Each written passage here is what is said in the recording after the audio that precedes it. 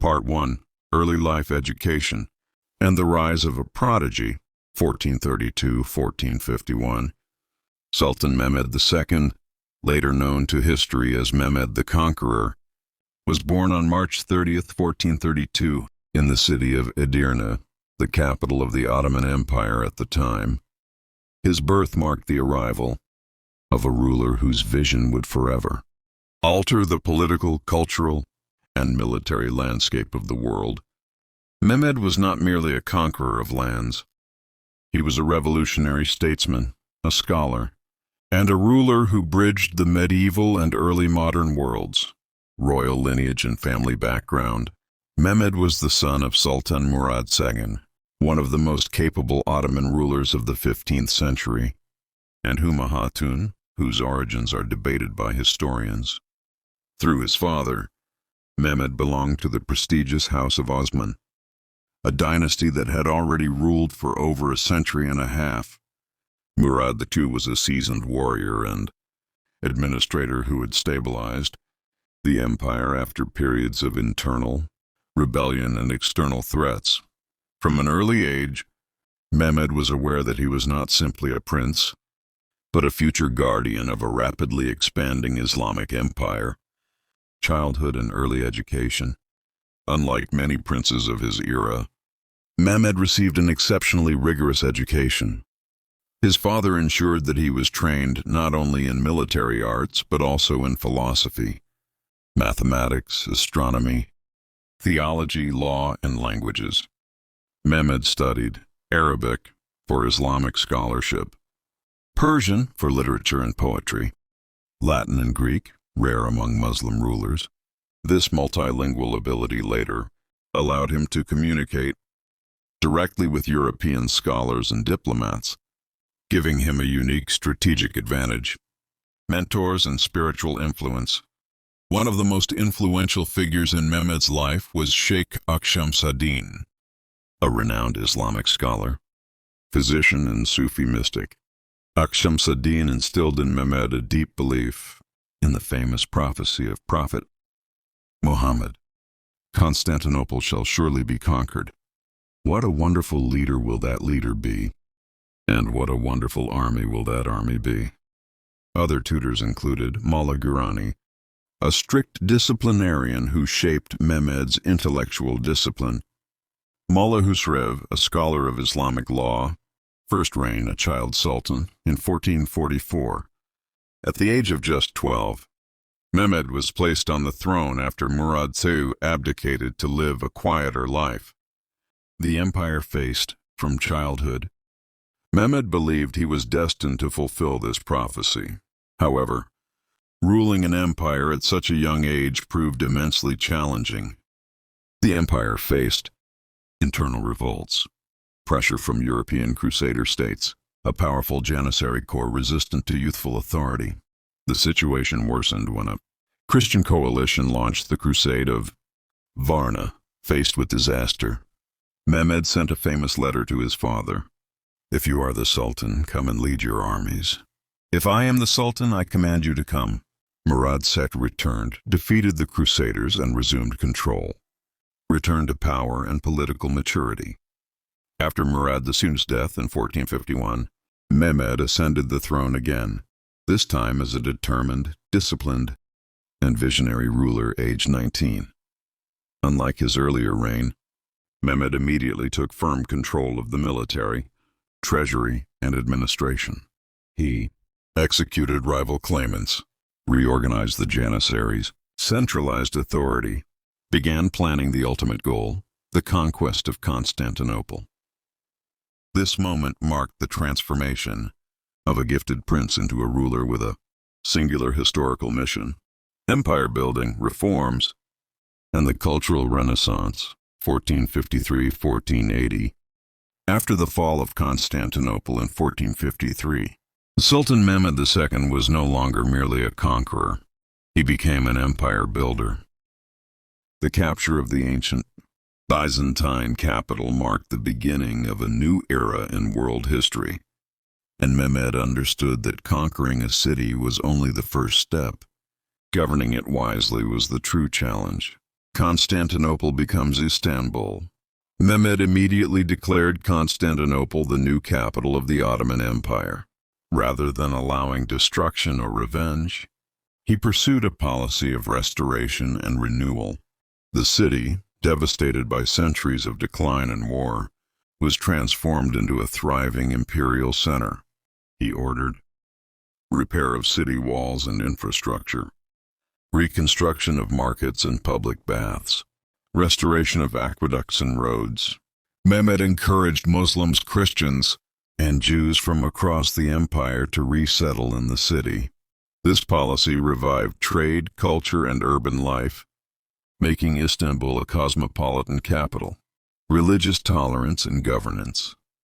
One of Mehmed II's most remarkable achievements was his policy of religious tolerance.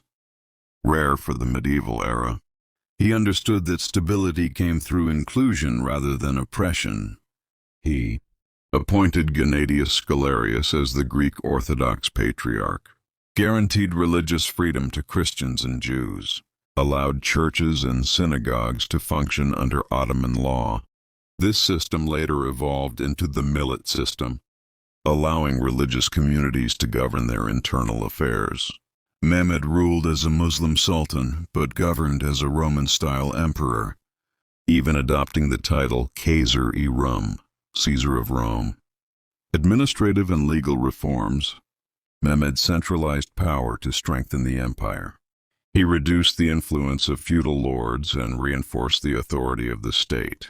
Key reforms included codification of Ottoman law, Kanuname-i Ali Osman, strengthening of the imperial treasury, reorganization of provincial governance, strict discipline within the Janissary Corps.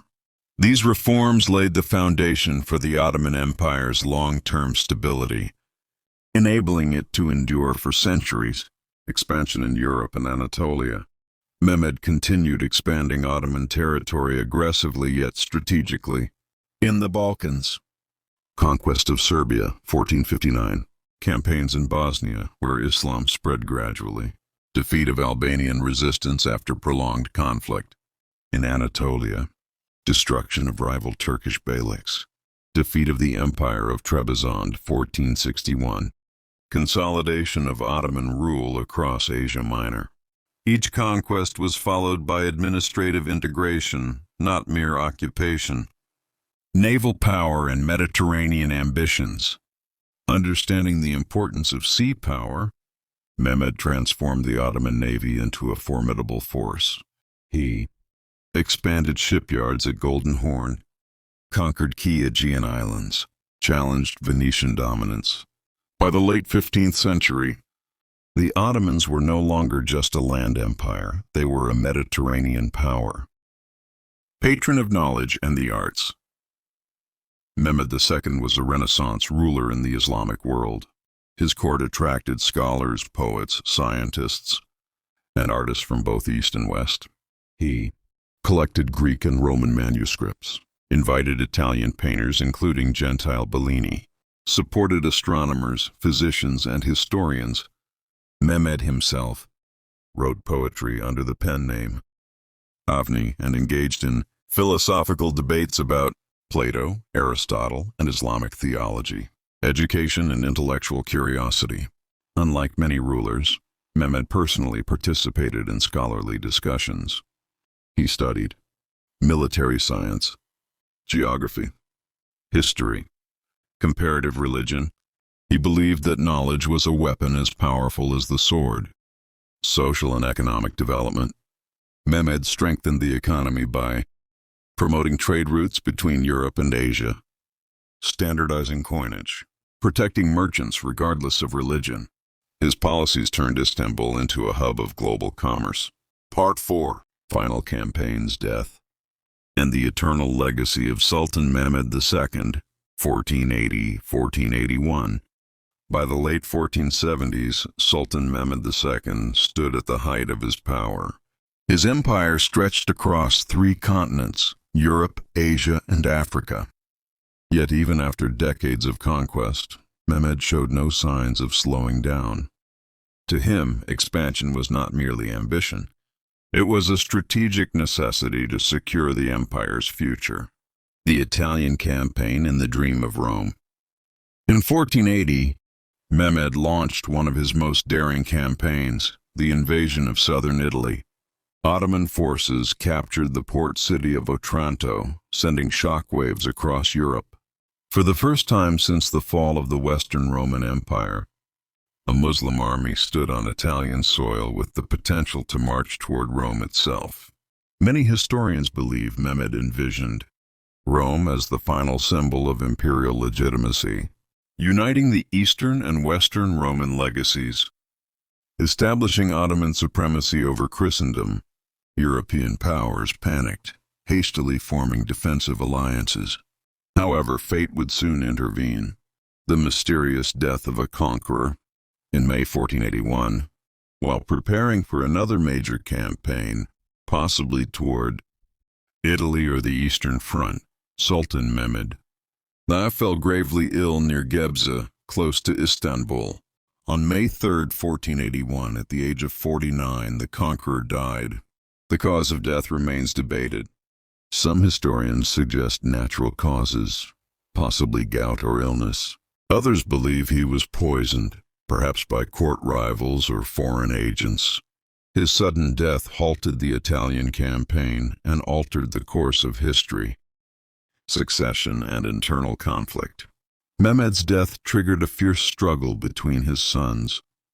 Bayezid So, known for his piety and cautious governance. Prince Kem, charismatic and ambitious.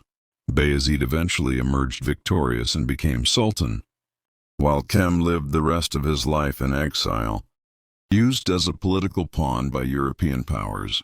This succession conflict exposed the dangerous consequences of absolute monarchy, yet the empire remained intact, testament to Mehmed's strong institutional foundations.